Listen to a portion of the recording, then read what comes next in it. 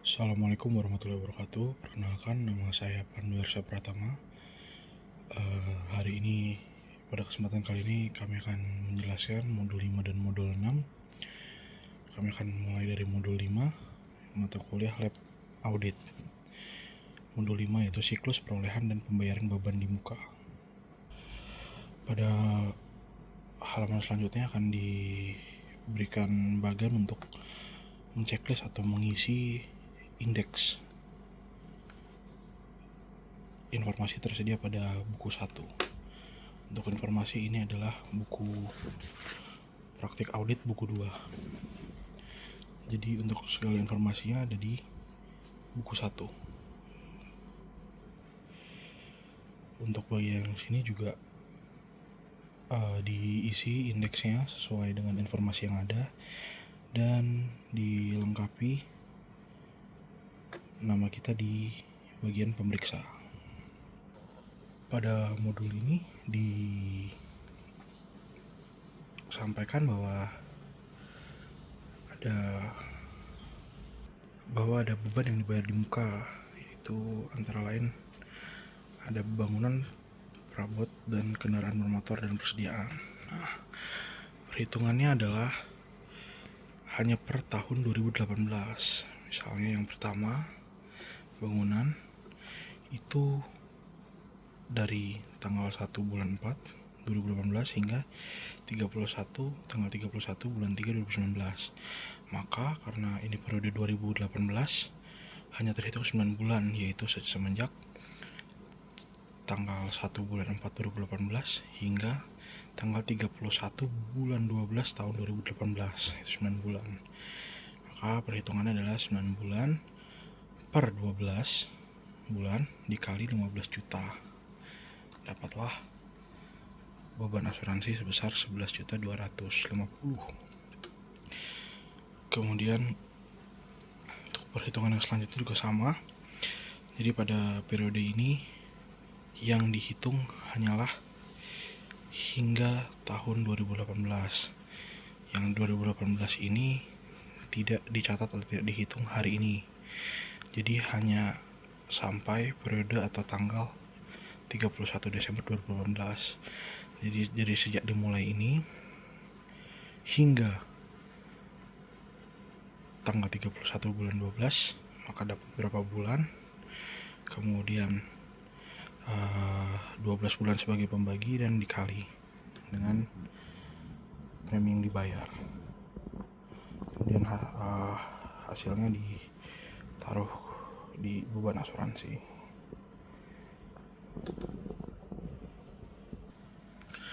Untuk halaman selanjutnya juga ini merupakan data yang kita tinggal pindahkan. Informasinya bisa didapat di buku 1. Kita tinggal memindahkan saja apa yang ada atau apa yang tersedia, informasi yang tersedia pada buku 1, kemudian dipindahkan ke buku 2. Selanjutnya adalah modul 6, yaitu siklus perolehan dan pembayaran investasi. Pada modul ini dijelaskan bahwa ada dua informasi, yaitu investasi di PT Puh dan PT Piklet. Kedua ini ternyata tidak dicatat dengan cara yang sama karena ada informasi atau ketentuan pencatatan. Pada modul ini atau pada bab ini dijelaskan bahwa ada perbedaan metode pencatatan investasi saham, yaitu yang pertama metode biaya dengan kepemilikan kurang dari 20% dan metode ekuitas dengan kepemilikan 20 hingga 50%, kemudian metode konsolidasi dengan kepemilikan lebih dari 50%. Pada buku 1 tersedia informasi berapa lembar saham yang dimiliki atau yang terdaftar oleh kita. Pada modul ini ditemukan catatan pemeriksaan. Ditemukan bahwa yang pertama adalah PT Puh dengan kepemilikan 10% di atas dividen yang dibagi. Jurnalnya adalah piutang dividen pada pendapatan dividen. Piutang dividen sebesar 2 juta rupiah dan pendapatan dividen sebesar 2 juta rupiah. 2 juta rupiah didapat dari besaran saham yang dimiliki, yaitu 10%, dikali dengan laba yang dapat 20 juta, sehingga atas kepemilikan 10% mendapatkan dividen sebanyak atau sebesar 2 juta rupiah. Metode yang pertama ini dicatat dengan metode biaya karena kepemilikan di bawah 20%. Kemudian PT Piklet dengan kepemilikan 30%. Pengakuan laba tahun 2018. Investasi pada PT Piklet pada pendapatan dividen sebesar 30 juta rupiah. Nah, 30% 30 juta rupiah didapat dari 30% dikali 100 juta rupiah. 100 juta rupiah adalah laba yang didapat. 30% adalah kepemilikan atau saham yang dimiliki.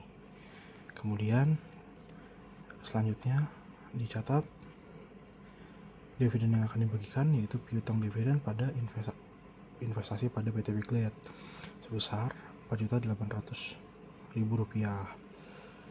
Rp4.800.000 ini didapat dari Rp16 juta dikali 30% kepemilikan saham.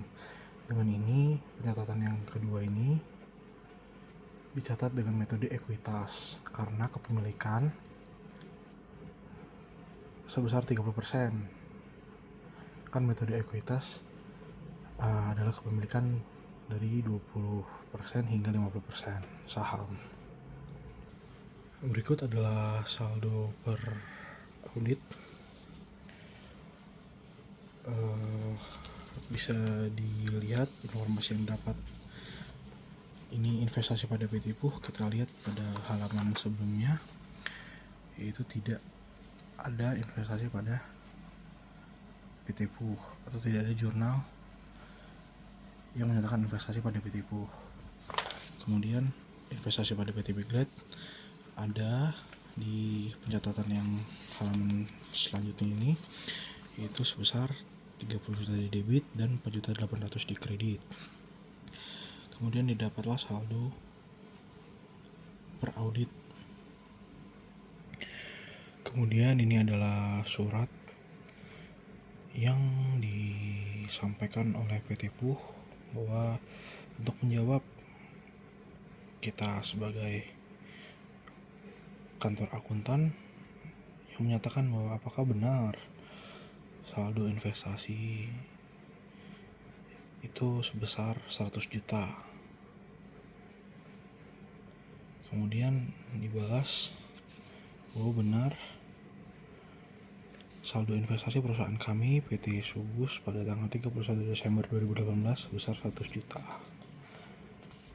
Berarti sesuai dengan isi kita. Kemudian ini juga ada surat jawaban yang menyatakan bahwa tidak setuju, yaitu saldo investasi perusahaan kami pada PT Sugus per tanggal 31 Desember 2018 sebesar 300 juta rupiah. Keterangan saldo seharusnya berjumlah 325 juta 200.000 rupiah.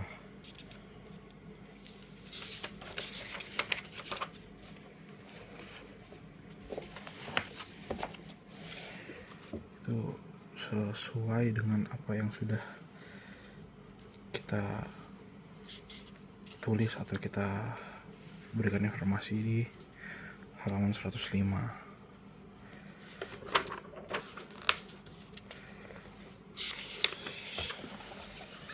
Sekian